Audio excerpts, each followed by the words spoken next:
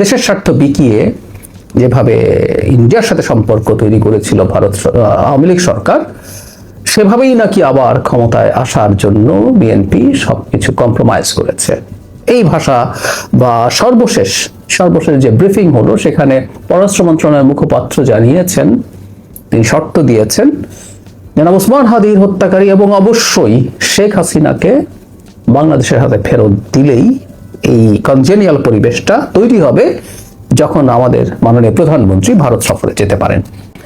ভারত আর China যেহেতু এই দুটো শক্তি আঞ্চলিক এরিয়াতেও কম্পিট করার চেষ্টা করে, চায়না যদি একটা বিরাট গ্লোবাল সুপার পাওয়ার, এখন এই আঞ্চলিক ফাইটের মধ্যেও মাননীয় প্রধানমন্ত্রী প্রথম দেশের মধ্যে প্রথম চায়নায় গেছেন। আমি আবারও বলছি, এটা খুব বাড়িয়ে দেখার কিছু নাই। ভারতেও কোনো একটা সময় আমরা ধরতেই পারি মাননীয় প্রধানমন্ত্রী সফরে যাবেন, ভারতের প্রধানমন্ত্রীও বাংলাদেশ সফরে আসবেন, কিন্তু কি হচ্ছে সেটা ম্যাটার করে। কোন দিকে যাচ্ছে ভারত বাংলাদেশ সম্পর্ক, এই প্রশ্নটা শুধু বাংলাদেশে উচ্চারিত হচ্ছে তা না, ভারতেও ভীষণভাবে উচ্চারিত হচ্ছে। আমাদের মিডিয়ার মতোই ভারতের মিডিয়াতেও প্রচুর নিউজ আছে, প্রচুর অ্যানালিসিস আছে, তাদের প্রিন্টেড পত্রিকায় আছে, তাদের ইলেকট্রনিক মিডিয়াতে, টক শোতে আছে। খুব স্বাভাবিক আসলে এই প্রশ্নটা ওঠা, শুধু এই দুই দেশেরই না, ইন্টারন্যাশনাল মিডিয়াতেও এই আলাপটা আছে দেখছি। এই দুই প্রতিবেশী দীর্ঘদিন যে ধরনের সম্পর্কের মধ্যে ছিল, একটা পরিবর্তিত প্রেক্ষাপটে, পরিবর্তিত পরিস্থিতিতে সে সম্পর্ক কোন দিকে যাচ্ছে সেটা আসলেই গুরুত্বপূর্ণ, এবং বাংলাদেশ ভারত দুদেশের জন্য এই দুদেশের দিক থেকে এটা গুরুত্বপূর্ণ। কেউ কেউ এই প্রশ্ন করার চেষ্টা করছেন, বাংলাদেশ সরকার কি অনেক বেশি কঠোর অবস্থান দেখাচ্ছেন, বাংলাদেশ সরকারের দিক থেকে কি পরিস্থিতি অনেক বেশি নেগেটিভ দিকে নিয়ে যাওয়া হচ্ছে, এই প্রশ্ন কেউ কেউ করছেন। আবার আমি একটু একটা প্রশ্ন স্মরণ করিয়ে দিতে চাই, এই প্রশ্নগুলোর জবাব খুঁজতে যাব। এই সরকার ভারতের কাছে তার স্বার্থ বিকিয়ে দেওয়ার শর্তে, আওয়ামী লীগ যেমন দিয়েছিল, তারা ক্ষমতায় এসছে, এই ধরনের একটা আলাপও কেউ কেউ দীর্ঘদিন থেকে করেছে, নির্বাচনের আগে বিশেষ করে। সব প্রশ্নের একটু জবাব খুঁজবে, এবং বাংলাদেশের পররাষ্ট্র নীতি টুয়ার্ডস ইন্ডিয়া ঠিক আছে কিনা, এবং সেটা ভবিষ্যতে আমাদের দুই দেশের সম্পর্কটাকে কোন দিকে নিয়ে যেতে পারে, সেটা নিয়ে আমার একটা টেক। সবার আগে আমি গতকাল ভারতের যে পররাষ্ট্র মন্ত্রণালয়ের ব্রিফিং আছে, যিনি নিয়মিত ব্রিফিং করেন, মিস্টার জয়সওয়াল, তিনি একটা ব্রিফিংয়ে এই সম্পর্কে একটা কথা বলেছেন। আমার মনে হয় সেটা একটু আগে পড়ে রাখি, তারপর আমরা এটার সাথে একটু মেলাবো সাম্প্রতিক ঘটনা প্রবাহ। জনাব জয়সওয়াল বলছেন, ভারত বাংলাদেশের সঙ্গে ইতিবাচক, গঠনমূলক ও ভবিষ্যৎমুখী সম্পর্ক গড়ে তুলতে চায়, যে সম্পর্ক হবে পারস্পরিক স্বার্থের উপরে ভিত্তি করে। আমি আবারও পড়ছি, ভারত বাংলাদেশের সঙ্গে ইতিবাচক, গঠনমূলক ও ভবিষ্যৎমুখী সম্পর্ক গড়ে তুলতে চায়, যে সম্পর্ক হবে পারস্পরিক স্বার্থের উপরে ভিত্তি করে। এই জায়গায় আসবো বলছি, কারণ উনি আসলে সব কথাই বলে ফেলেছেন। বাস্তবে যদি এটা হয়, আমরা এটাই চাই। এখন সম্পর্কটা নতুন সরকার আসার পর কেন সেই অর্থে অতটা ঠিকঠাক হয়ে উঠলো না, যদিও ভারত বিশেষ করে শেখ হাসিনা পতনের পর অন্তর্বর্তী সরকারের সময় বারবার বলেছেন যে একটা নির্বাচিত সরকারের সাথে তাদের সরকারের এনগেজমেন্ট অনেক বেশি হবে এবং এই সম্পর্কটা স্বাভাবিক করার দিকে এগিয়ে যাবে। আমরা নিশ্চয়ই খেয়াল করেছি, বিশেষ করে অন্তর্বর্তী সরকারের সাথে ভারত সরকারের সম্পর্ক ভালো ছিল না। এখন নির্বাচিত সরকার হওয়ার পরে এখন পর্যন্ত অন্তত সম্পর্কের খুব বেশি স্বাভাবিকীকরণ হয়েছে এটা বলা কঠিন। একটা অগ্রগতি অবশ্যই আছে, সেটা হলো নতুন করে ভিসা দেয়া শুরু করেছে। এটা অবশ্যই ভারতের দিক থেকে একটা ভালো পদক্ষেপ। আমাদের বহু মানুষ নানা কারণে ভারতে যায়, যেটা ভারতেরও স্বার্থের ব্যাপার। মানে এই কথাটা একটু মাথায় রাখতে হবে, it's not a charity. Visa দেয়া ভারতের বাণিজ্যিক স্বার্থের ব্যাপার। বাংলাদেশের মানুষজনকে ভিসা না দেওয়াতে ভারতের প্রচুর ব্যবসা প্রতিষ্ঠান, পশ্চিমবঙ্গ তো বটেই, আরো বিভিন্ন প্রদেশে ক্ষতিগ্রস্ত হয়েছে। সো তারপর আমরা এটাকে একটা পজিটিভ জেস্টার হিসেবে দেখব। কিন্তু একটা সমস্যা তো আসলে রয়ে গেছে, একটা কোথাও একটা অস্বস্তি, বা এই অস্বস্তিটা এখন বেশ প্রকাশ্য। বাংলাদেশের দিক থেকে অন্তত এটা নিয়ে খুব বেশি রাগঢাক করা হচ্ছে না। এই রাগঢাক না করার প্রবণতা, এটাকে আমরা কিভাবে দেখব, সবকিছু নিয়ে কথা বলি। মাননীয় প্রধানমন্ত্রী যখন প্রধানমন্ত্রী হিসেবে দায়িত্ব গ্রহণ করেছেন, তখন এই আলাপটা এসে, ইনফ্যাক্ট বাংলাদেশের সব প্রধানমন্ত্রীর ক্ষেত্রে এই আলাপটা হয় যে নির্বাচিত হবার পর তিনি প্রথম কোন দেশে যাচ্ছেন। আমি এটাকে আসলে খুব গুরুত্বপূর্ণ ব্যাপার বলে মনে করি না, যদিও খানিকটা সিম্বলিক ভ্যালু আছে। আমি মনে করি একটা রাষ্ট্রের প্রধানমন্ত্রী, আমাদের প্রধানমন্ত্রী, তিনি যে দেশে যান না কেন, ওই দেশে আসলে কি হচ্ছে, ওই দেশে প্রধানমন্ত্রী কিভাবে রাষ্ট্রের স্বার্থ, বাংলাদেশ রাষ্ট্রের কথা, জনগণের স্বার্থ নিশ্চিত করছেন, তিনি কি কি করছেন, সেগুলোই গুরুত্বপূর্ণ হওয়া উচিত। তো যখন মাননীয় প্রধানমন্ত্রী মালয়েশিয়াতে গেলেন, তারপর চায়নাতে গেলেন, অন্তত এটা এখন নির্ধারিত হয়ে গেছে ভারত আর চায়না যেহেতু এই দুটো শক্তি আঞ্চলিক এরিয়াতেও কম্পিট করার চেষ্টা করে, চায়না যদি একটা বিরাট গ্লোবাল সুপার পাওয়ার, এখন এই আঞ্চলিক ফাইটের মধ্যেও মাননীয় প্রধানমন্ত্রী প্রথম দেশের মধ্যে প্রথম চায়নায় গেছেন। আমি আবারও বলছি, এটা খুব বাড়িয়ে দেখার কিছু নাই। ভারতেও কোনো একটা সময় আমরা ধরতেই পারি মাননীয় প্রধানমন্ত্রী সফরে যাবেন, ভারতের প্রধানমন্ত্রীও বাংলাদেশ সফরে আসবেন, কিন্তু কি হচ্ছে সেটা ম্যাটার করে। কিন্তু যেটা হয় ভারতের মধ্যে আমরা দেখছি, এই সিম্বলিক ব্যাপারটাকেও খুব বেশি গুরুত্ব দেওয়ার চেষ্টা হয়েছে। কিন্তু এই প্রশ্নটা আসলে আমরা করতেই পারি, ভারত কি আসলে চেয়েছে আমাদের প্রধানমন্ত্রী সফরটা সহজ হয়ে উঠুক? কারণ এই প্রশ্নগুলো এখন আমাদের পররাষ্ট্র মন্ত্রণালয় থেকে খুব স্পষ্টভাবেই তোলা হচ্ছে। মাননীয় পররাষ্ট্রমন্ত্রী আছেন, পররাষ্ট্র মন্ত্রণালয় থেকে ব্রিফিং করা হয়েছে, অন্যান্য মন্ত্রীরাও বিভিন্ন জায়গায় এই কথাটা বলেছেন যে একটা সহায়ক পরিবেশ তৈরি করা ছাড়া আসলে সফর হওয়া সম্ভব না। সহায়ক পরিবেশ কিভাবে নষ্ট হলো, কিভাবে পরিবেশটা নষ্ট হলো, আমাদের নিশ্চয়ই মনে আছে গত 5 আগস্ট শেখ হাসিনা যেদিন তার পতন হয়েছিল এবং তিনি তার লোকজন সহ ভারতে পালিয়ে যেতে বাধ্য হয়েছিলেন, সেদিন তিনি একটা সংবাদ সম্মেলন করেছিলেন ভারতের যে বিদেশি সাংবাদিকদের সংগঠন, সেটাই এটা অত্যন্ত ঔদ্ধত্যপূর্ণ একটা আচরণ যে কোনো বিবেচনায়। এর আগে তিনি মাঝে মাঝে অনলাইনে কানেক্টেড হয়ে তার নেতা কর্মী টর্মীদের সাথে কথা বলেছেন, সেটা আবার প্রকাশ করা হয়েছে, কিন্তু এটা একটা সাংবাদিক সংগঠনের প্রকাশ্যে ঘোষণা দিয়ে তাদের ওখানে তিনি কানেক্টেড হয়েছিলেন।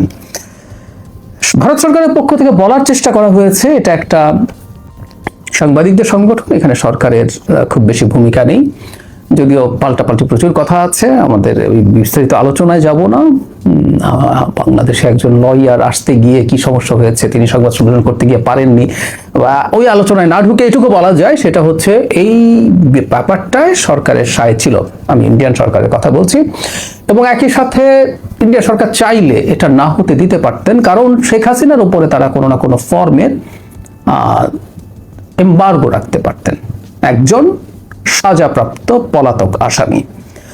ফলে যেটা হয়, পরিস্থিতিটা অনেক বেশি ঘোলাটে হয়ে গেল এবং ইনস্ট্যান্টলি বাংলাদেশ একটা প্রতিবাদ পত্র দিয়েছিল, যেটার ভাষা খুবই স্ট্রং ছিল। এই ভাষাটা কেমন হওয়া উচিত ছিল, অনুচিত ছিল, সেটা নিয়ে আলোচনা হয়েছে। কেউ খুব পছন্দ করেছেন, কেউ বলছেন এটা অনেক বেশি টাফ হয়ে গেছে। একই সাথে আমি এটা বলার চেষ্টা করি, সেটা হচ্ছে শুরুর দিকে বলছিলাম যে দেশের স্বার্থ বিকিয়ে যেভাবে ইন্ডিয়ার সাথে সম্পর্ক তৈরি করেছিল ভারত আওয়ামী লীগ সরকার, সেভাবেই নাকি আবার ক্ষমতায় আসার জন্য বিএনপি সবকিছু কম্প্রোমাইজ করেছে।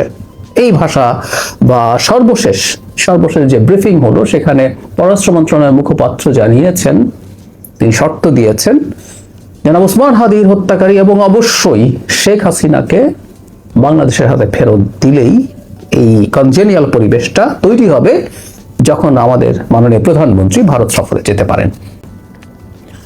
বাংলাদেশ এই ভাষায় এইভাবে কথা বলছেন, এটা বহু বছর এই দেশের জনগণ শোনেনি।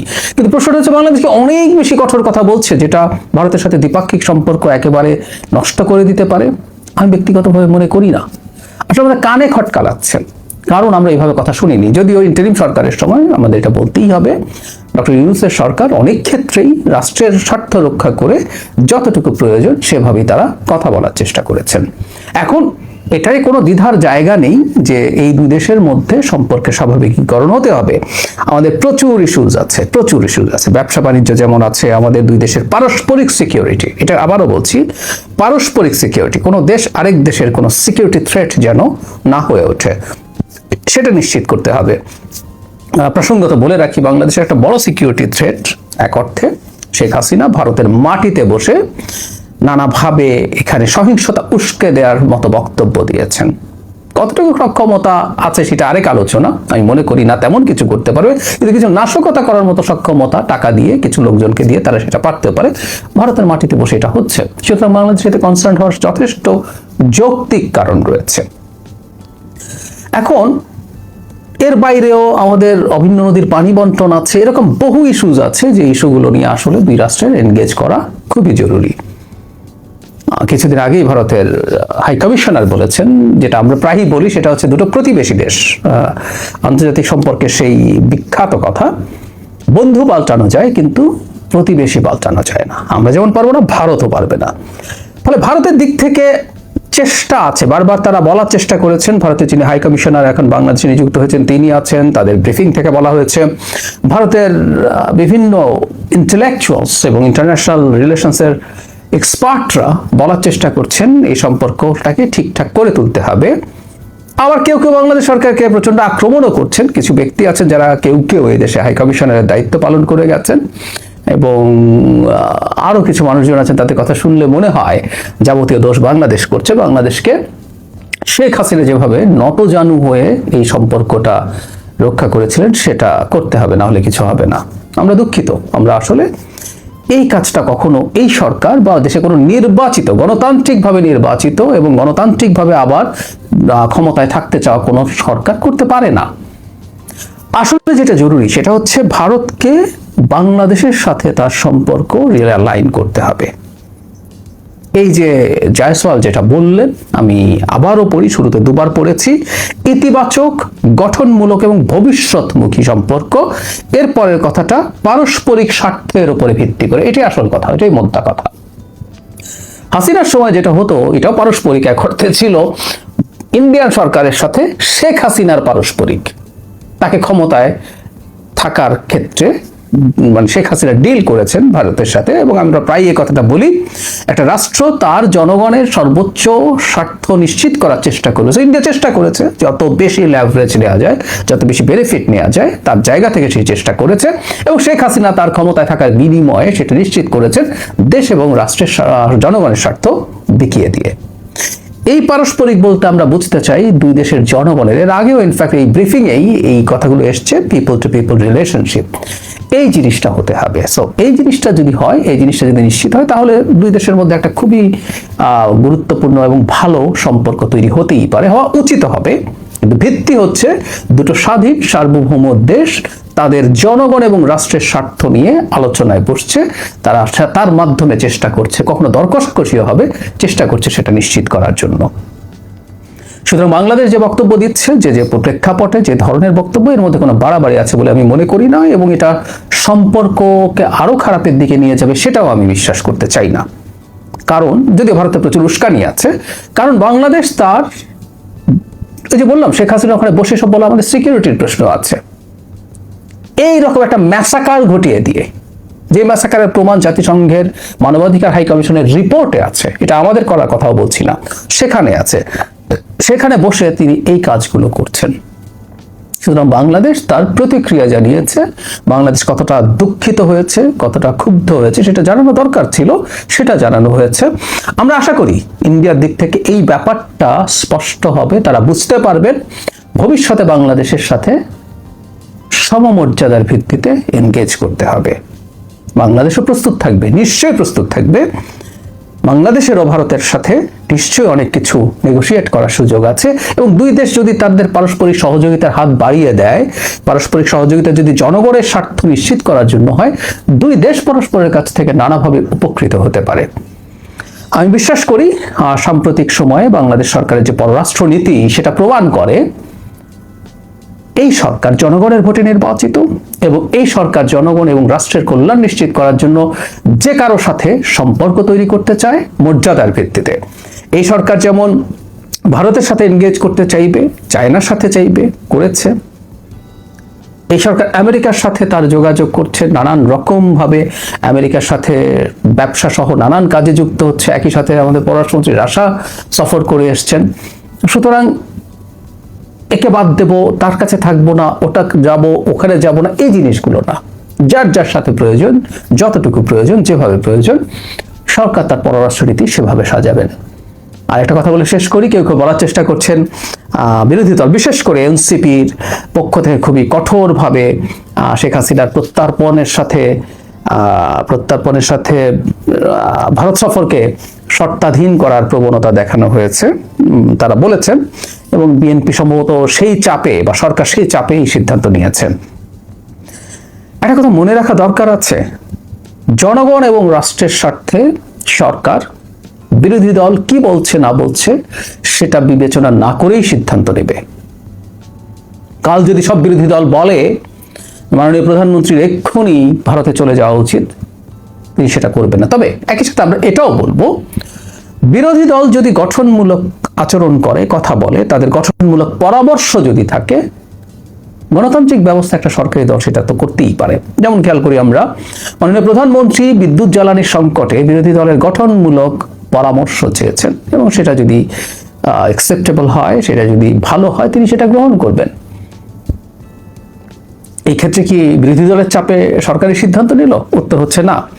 বিরোধী দল এই শর্তগুলো দেওয়ার বেশ আগে থেকেই ভারতের সাথে সরকারের এনগেজমেন্টে বাংলাদেশ এই তার কনসার্নের জায়গাগুলো রিপিটেডলি বলে গেছে। তা শেখ হাসিনার প্রসঙ্গে এটা একটা সিম্বল যে আসলে ভারত তার সম্পর্ক বাংলাদেশের সাথে রিঅ্যালাইন করছে কিনা। আমি রিঅ্যালাইন শব্দটা বারবার বলে যেতে চাই।